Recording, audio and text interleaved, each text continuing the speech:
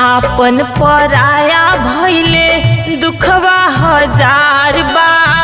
हाय रे विधाता कैसन जिंदगी हमार बा।